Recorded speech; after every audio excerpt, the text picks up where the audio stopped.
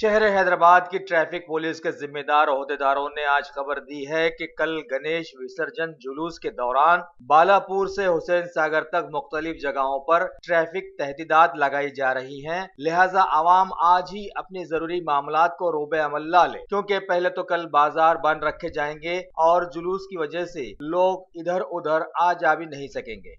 साथ में ये भी बताया कि कल की तारीख में शहर हैदराबाद के स्कूल्स, कॉलेजेस और बहुत सारे हुकूमती इदारों को छुट्टी दे दी गई है।